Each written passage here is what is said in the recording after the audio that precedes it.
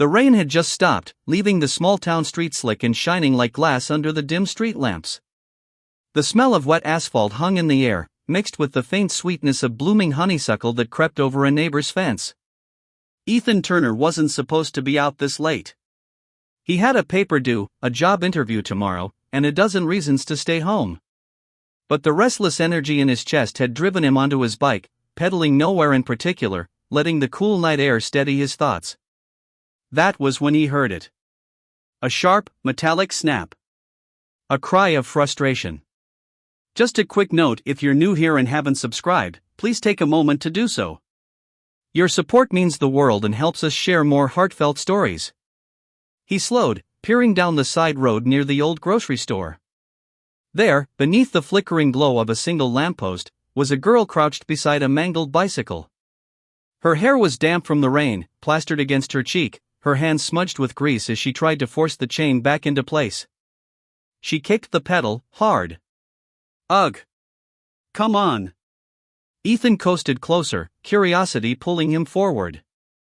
She was maybe his age, maybe younger, dressed in an oversized jacket with sleeves too long, as if borrowed from someone else. Something about her posture, the tense shoulders, the quick glance over her shoulder made it seem like she wanted to disappear. "You okay?" Ethan asked, his voice carrying in the quiet street. The girl startled. She looked up, eyes wide, as if caught in something she wasn't supposed to be doing. For a second, she didn't answer. Then, quickly, she brushed a strand of hair back and forced a smile. "Yeah, bike just hates me, that's all." Ethan dropped one foot to the pavement, leaning on his handlebars. "Mind if I take a look? I've fixed more than a few chains." She hesitated. It was the kind of hesitation that said this wasn't really about the bike.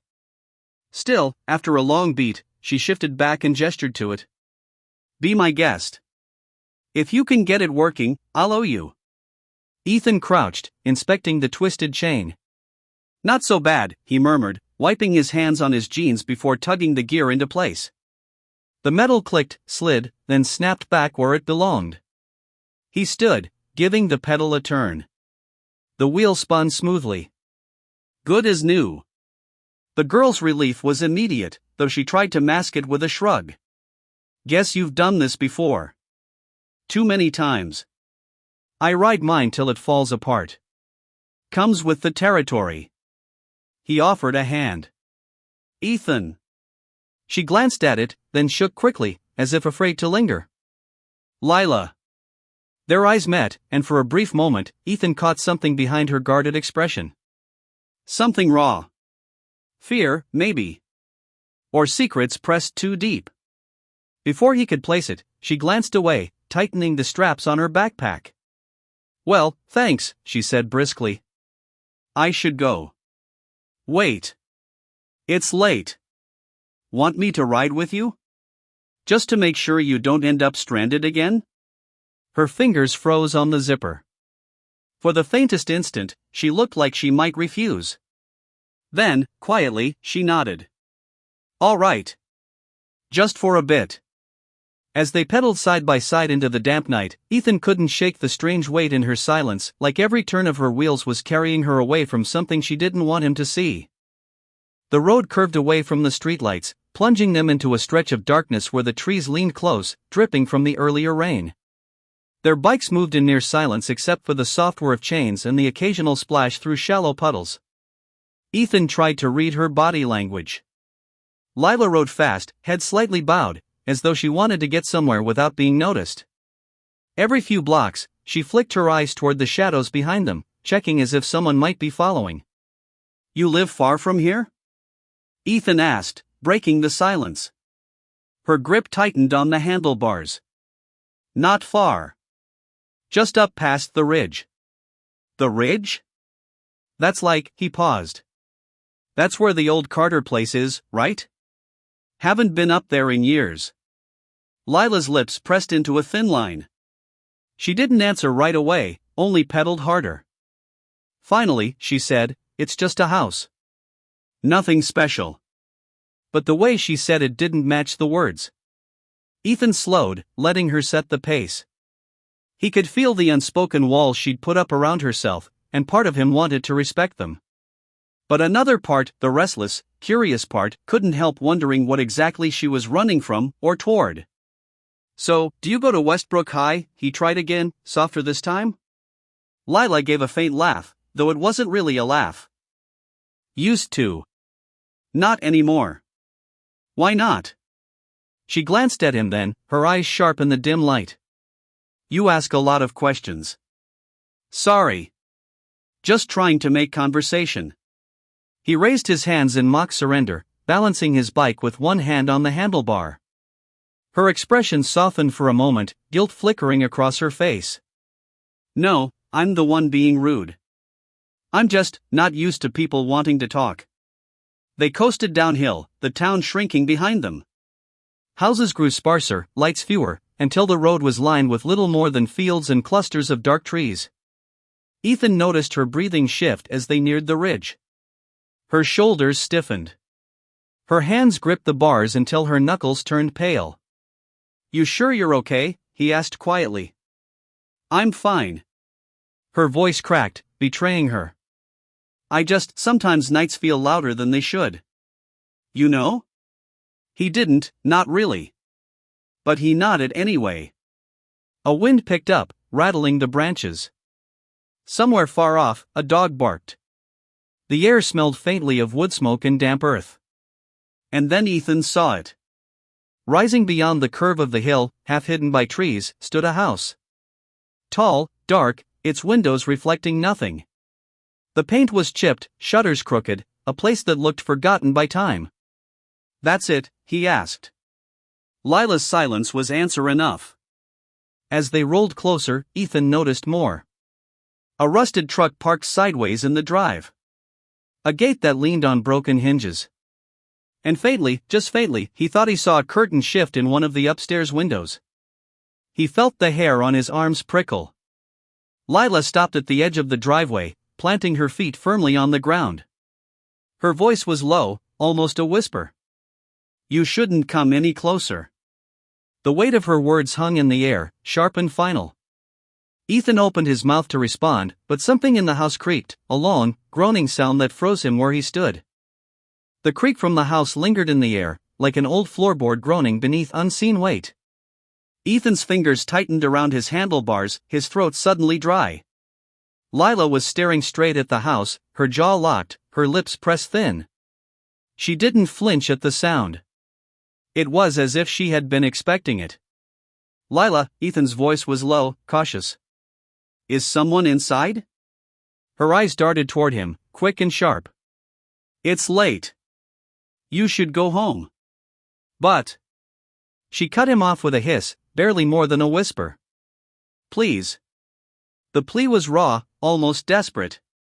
Ethan swallowed back the questions bubbling inside him. He wanted to push, to demand answers, but something in her eyes held him back. It wasn't just fear. It was warning. And then another sound broke the silence. Footsteps. Slow. Heavy. From inside the house. Ethan froze. His heart hammered in his ears. He could picture it, someone moving just beyond those warped wooden walls, pacing like a shadow behind glass. The curtain upstairs shifted again. This time, Ethan was sure of it. A hand. Pale, pressed against the glass, before sliding out of sight. He drew a sharp breath. "Lila, who's up there?" She turned on him, urgent now, her voice shaking.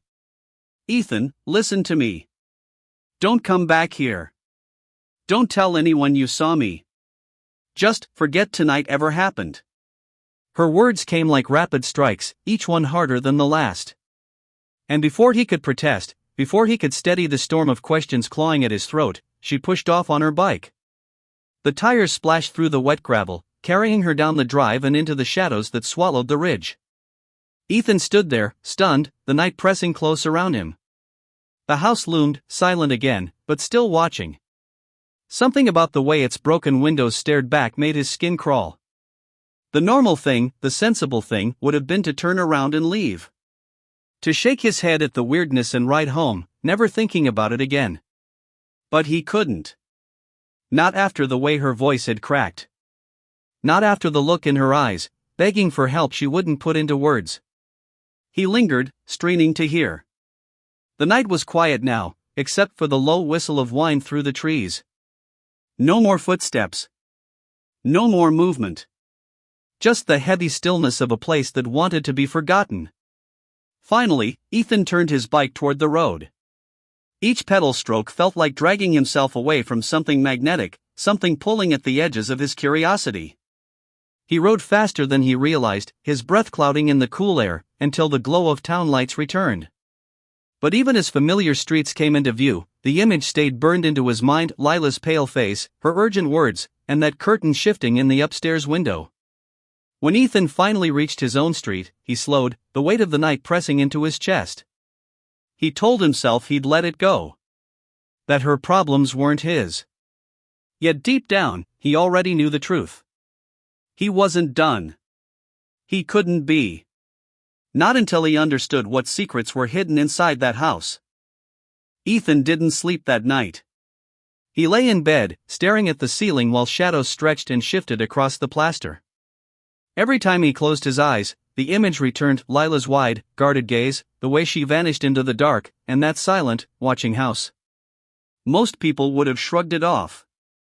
Most people would have told themselves, not my problem. But Ethan wasn't built like that. He had learned, early, that ignoring someone else's pain didn't make it disappear, it just let it rot in silence. When he was 11, he'd heard the crash from across the street. His neighbor, Mrs. Kessler, had fallen trying to carry groceries up the porch steps. Ethan remembered the way the world seemed to freeze, adults staring but not moving fast enough. He'd been the one to dart forward, hauling the bags off her, shouting for someone to call an ambulance. That night stuck with him. Not the fall itself, but the stillness before anyone acted. The way people hesitated. He'd promised himself never to be one of those people. His dad used to tell him it was a flaw. You can't save everyone, Ethan. You'll bleed yourself dry trying. But Ethan had never thought of it as saving. It was more like seeing. Noticing when someone was carrying a weight too heavy for their shoulders. And Lila had been carrying something. That much was clear. By dawn, his decision was made.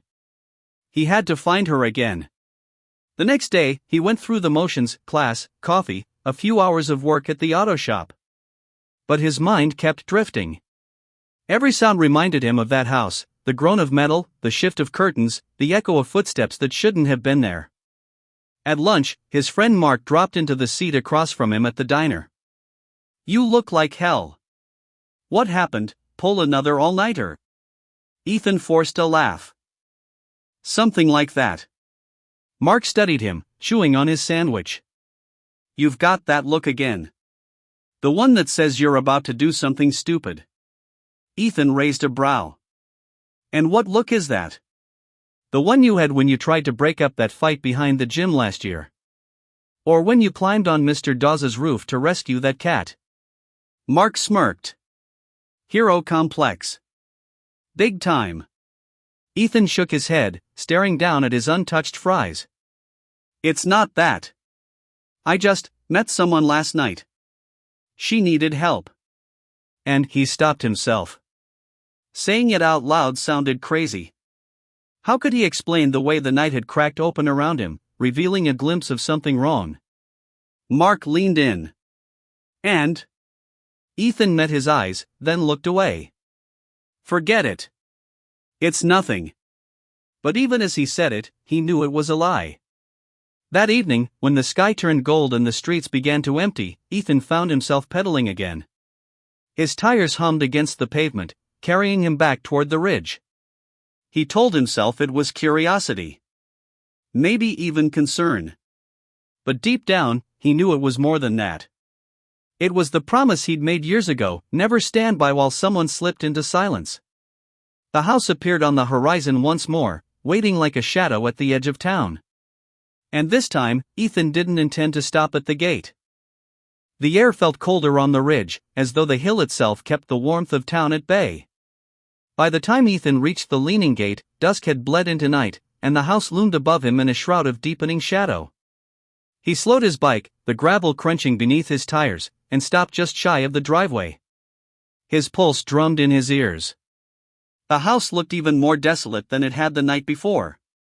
Its windows stared blank and hollow, the porch sagging beneath its own weight. A single porch light buzzed faintly, its glow weak and sickly, like a heartbeat fading out. For a long moment, Ethan stood straddling his bike, debating. Every instinct screamed at him to turn back. But something heavier pressed at him too, the memory of Lila's voice, the way it cracked when she told him to stay away. That wasn't a warning to protect him. It was a plea born from something she couldn't say out loud. Ethan rolled his bike past the gate. The hinges groaned in protest as he nudged it aside, the sound sharp and unnatural in the still night. He cringed, pausing, waiting for some reaction from the house. Nothing. He let out a slow breath and pushed forward, gravel crunching underfoot. The closer he got, the more details sharpened. The truck parked sideways in the drive wasn't just rusted, it looked abandoned, its windows shattered, weeds curling up through the wheel wells. The porch steps bore the marks of repeated repair, nailed over boards, uneven and splintering. He placed a hand on the railing as he stepped up. It trembled beneath his weight, brittle as bone. Then came the sound. A faint thud. From inside. Ethan froze. The thud was followed by a dragging scrape, like furniture being pulled across a floor. Then silence again. He leaned closer to the door. Faint light leaked through a crack in the curtain. Not the warm glow of a lamp, but something harsher, colder, like fluorescent bulbs buzzing in a room that should have been dark. He swallowed hard. His hand hovered over the doorknob, not quite touching. That was when he heard it. A voice. Low. Urgent. Impossible to make out the words, but definitely a voice. Then another, deeper, cutting through the first. They overlapped, rising and falling like waves breaking against each other. Ethan's heart hammered. He wasn't supposed to be here. If they opened the door and found him standing there. A sudden rustle snapped his attention sideways. Movement. By the side of the house. He turned sharply, just in time to see a shadow dart between the trees. Small. Quick. Familiar. Lila, he whispered into the night. No answer. The shadow paused just beyond the tree line, the outline of her oversized jacket visible in the dim light. For an instant, she seemed to look right at him, her face pale in the gloom. Then, with a shake of her head, she lifted one hand, palm outward. A silent command. Leave. Ethan's breath caught. His body screamed to listen, to back away before the door opened, before whoever was inside knew he was there. But his feet stayed rooted to the porch. Because the moment Lila's hand dropped, the voices inside rose sharper, angrier, followed by a sudden crash that rattled the walls. The crash inside the house jolted through Ethan's chest like a gunshot. For a moment he stood frozen on the porch, every muscle locked, his breath caught in his throat. Then came the silence. Heavy. Watching. The door was just inches from his hand now. His pulse pounded in his ears, a steady drumbeat that drowned out reason. He knew he should back away. He knew Lila had told him not to step closer. But some part of him, the part that had been gnawing at him all day, refused to let go. He reached for the knob. It turned easily, without resistance. Too easily. The door creaked open on its own weight, spilling a thin line of light across the porch. Ethan stepped inside. The air was stale, thick with the smell of mildew and something sharper, chemicals, maybe. His shoes stuck faintly against the warped floorboards as he moved into a narrow hallway. The light he'd seen from outside came from a bare bulb swinging gently from the ceiling, its buzz filling the silence. Shadows stretched long and jagged across peeling wallpaper. And then he heard it again. Voices. Not loud now, but close. One voice was harsh, guttural, speaking in low bursts. The other, softer, trembling.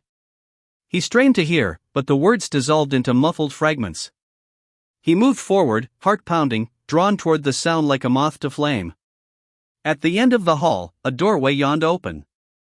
Light spilled from within, brighter than the dim bulb overhead. Ethan crept closer, his breath shallow. He peered around the corner. And what he saw made him freeze. The room beyond was cluttered, walls lined with shelves sagging beneath stacks of papers, jars, and broken tools. In the center, a table was pushed against the wall, its surface scattered with what looked like maps, old photographs, and something stranger objects wrapped in cloth, bound with string. Standing over the table was a man. Tall, broad-shouldered, his hair unkempt, his clothes worn like he hadn't changed in days. His hands moved with rough precision, flipping through pages, slamming one palm flat against the table as he muttered under his breath. Across from him, half hidden in the corner, was Lila. Her posture was rigid, her face pale beneath the harsh light. She held a notebook pressed against her chest, her eyes darting from the man to the floor, as if she couldn't bear to look too long. Ethan's stomach twisted. He wanted to call out. He wanted to step in, to drag her out of the shadows. But the man's presence filled the room like a storm, dangerous and unpredictable. Suddenly, the man turned, grabbing something from the shelf, a glass jar filled with a dark liquid. He slammed it down on the table so hard that Lila flinched. "Pay attention," the man barked, his voice sharp, commanding. Ethan's pulse spiked. He had no idea what this was, but everything in him screamed that Lila wasn't safe here. He leaned closer, his hand braced against the wall. And the floorboard beneath his shoe gave a long, aching groan. The man's head snapped toward the hallway. His eyes, dark and wild, locked onto the shadows where Ethan stood. "Who's there?" The words cut through the silence like a blade. Ethan's breath caught. He pressed back against the wall, his body screaming at him to run. But it was too late. The man's footsteps thundered toward the door. The footsteps closed in fast, the floorboards shaking with each heavy stride. Ethan's chest tightened. He darted back a step, but the hallway offered no cover, no shadows deep enough to hide in. The man appeared in the doorway, his shoulders filling the frame. His eyes burned, sharp and unrelenting, as they scanned the dim corridor. Ethan froze, caught in the beam of that gaze like prey in a snare. Well, the man's voice was gravel rough, edged with suspicion. "What we got here?" Ethan's throat worked, but no words came out. His mind raced. He could lie, say he was lost, say anything, but the man's expression told him it wouldn't matter. Behind the man, Lila shifted, her eyes wide with shock. She shook her head faintly, her lips forming a single word he could read even from across the room: "Run." But Ethan's feet wouldn't move. The man stepped closer, the smell of sweat and smoke trailing with him. "You think you can just wander into my house? Sneak around? Who sent you?" "No one," Ethan managed, his voice raw. I was just. Just what?" The man's tone cracked like a whip. His hand shot out, gripping Ethan's jacket collar and yanking him forward. The strength in that grip was startling, iron hard. Ethan struggled, his hands pushing against the man's arm, but it was like trying to move stone. Lila's voice broke through, trembling but urgent. "Stop. He doesn't know anything, he's just a boy from town." The man's head snapped toward her, his grip tightening. "Quiet." The single word carried weight, and Lila shrank back, clutching the notebook tighter against her chest. Ethan gasped, forcing words past the pressure on his throat. "I didn't mean to look, I'll leave. Right now. You won't see me again." The man studied him, eyes narrowing, jaw clenched.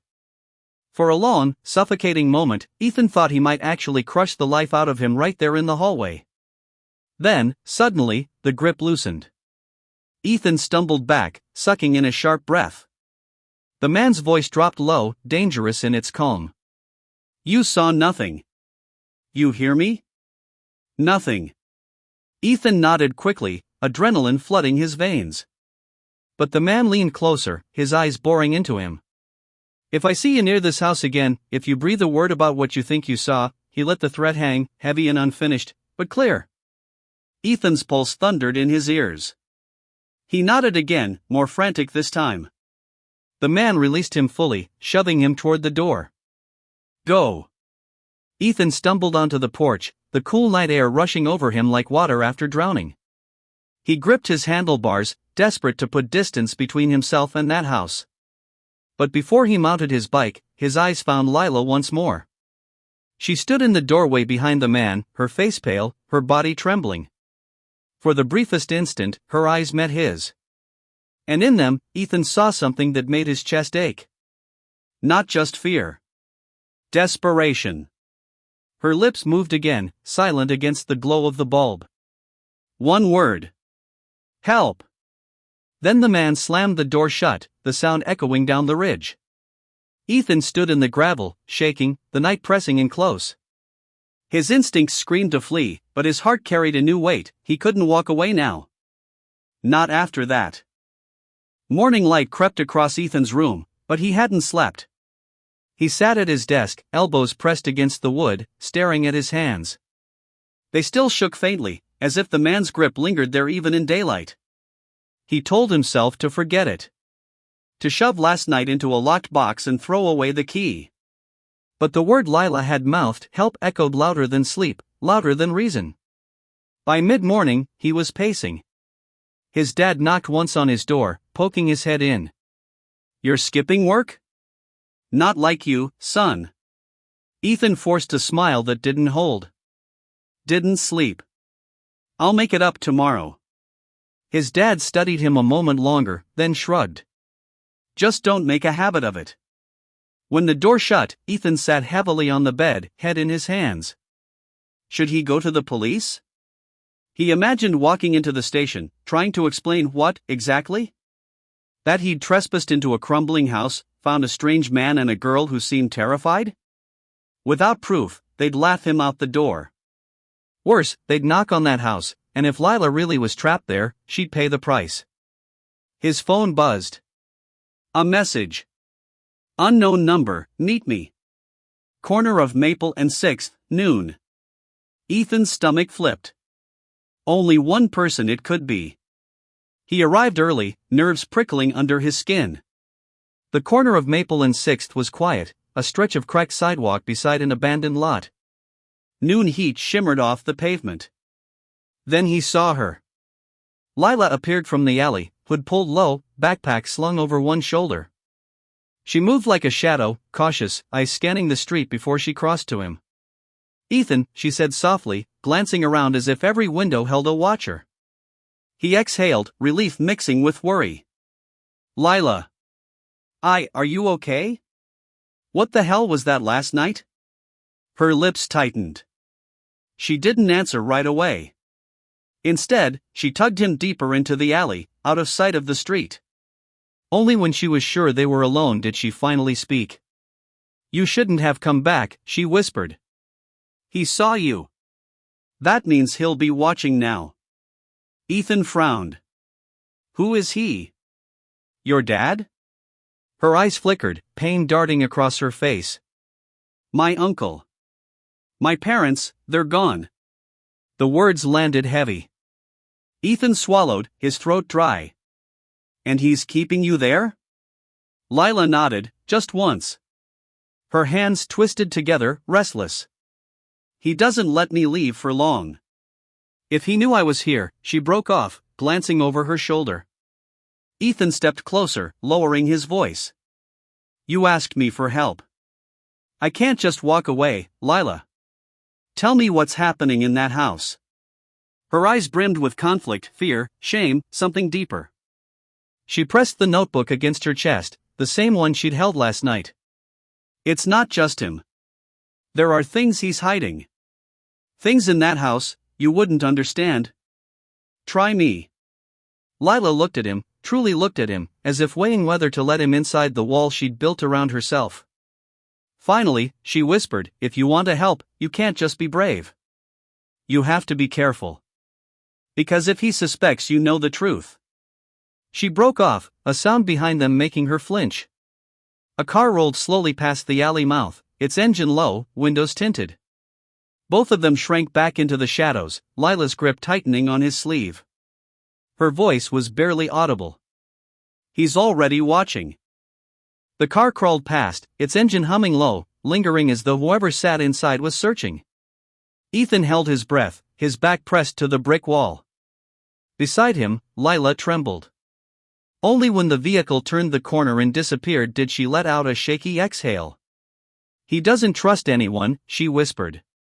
"He probably followed me here." Ethan glanced toward the street, his pulse still pounding. "Why? What is he so afraid of?" Lila hugged her notebook tighter. Her voice was brittle, like glass about to crack. "Not afraid. Obsessed." Ethan frowned. "Obsessed with what?" Her eyes darted to him, then away. She chewed her lip, battling herself. "If I tell you, you'll think I'm crazy." "Try me," Ethan said, steady. "I've already walked into that house once. I'm not going anywhere."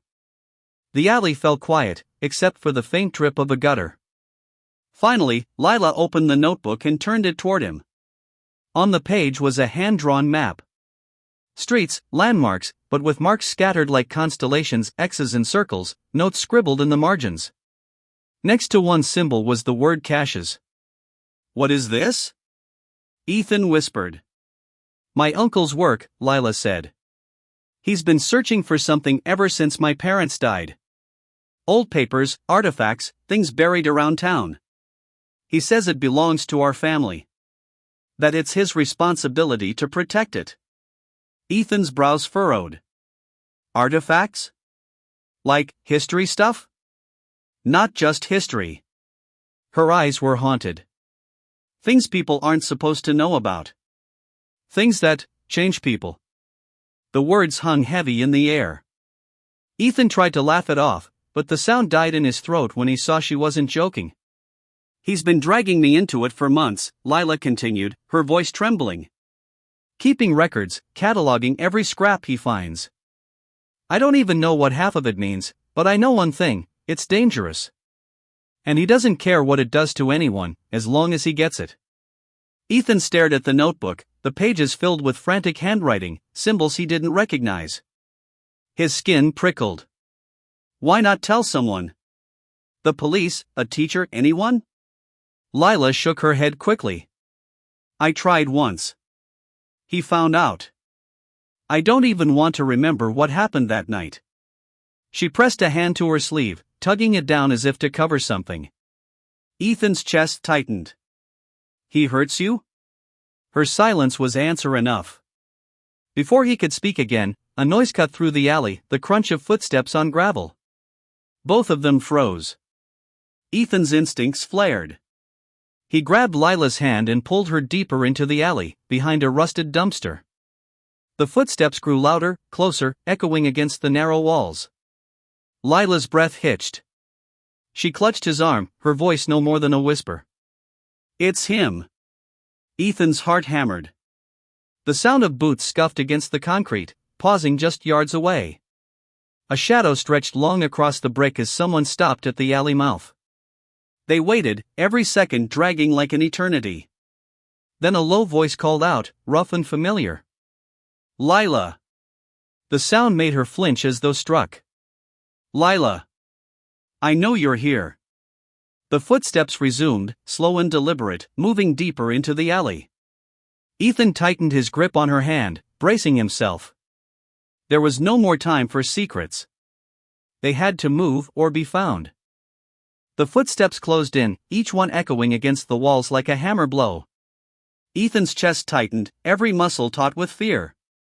Lila's fingers dug into his arm, her trembling hand betraying the terror she tried to hide. Then the shadow loomed around the corner of the dumpster. Her uncle. His frame filled the narrow space, shoulders hunched, eyes gleaming with the feverish light of a man consumed by something far beyond reason. In his hand, a flashlight cut through the dark, swinging until it landed square on them. "There you are," he said softly, almost tender. But the softness twisted into menace. "You shouldn't have run, Lila. You know what's at stake." Lila pressed herself against the wall, her voice breaking. "Please, just stop. None of this matters anymore." The man's face hardened. "It matters more than you can imagine." Our family's legacy, our bloodline, it was entrusted to me. Not to be wasted, not to be questioned. His gaze snapped to Ethan, sharp as a blade. And you? You don't belong here. Ethan swallowed, but forced himself to meet the stare. Then maybe you should explain what here even means. Because all I see is you scaring your niece half to death. The uncle stepped closer, anger flashing. You know nothing, boy.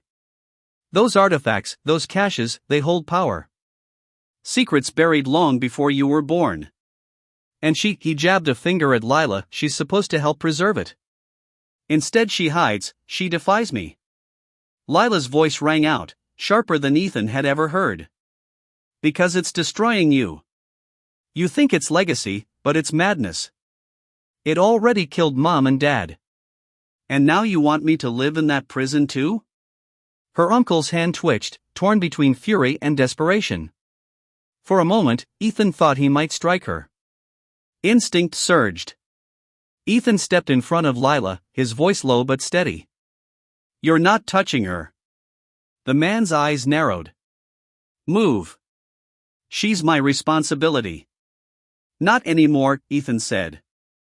His heart thundered, but the words came out firm, unshaking. You don't get to decide her life. She does. Silence pressed in, broken only by the distant hum of traffic. The flashlight beam quivered slightly in the uncle's grip. His jaw worked as if chewing down rage he couldn't release. Then, with a sudden roar, he hurled the light aside. It clattered against the wall, darkness swallowing the alley again. For one terrifying second, Ethan braced for violence. But none came. Instead, the man's breath came ragged, broken. You don't understand, his voice cracked, stripped of its earlier menace. I've given everything for this. If I stop, if I let it go, then I've lost them all over again. The words hung heavy. And for the first time, Ethan saw not a monster, but a man consumed by grief, clutching obsession to fill the void of loss. Lila's voice softened, trembling but clear. You didn't lose them because of this. You lost them because you couldn't let go. And now you're about to lose me too. Her uncle's shoulders sagged. His silhouette seemed smaller, hollowed out. He staggered back a step, muttered something Ethan couldn't catch, and then turned. His boots scraped the concrete as he walked out of the alley, swallowed by shadow. The silence left behind was suffocating. Ethan turned to Lila.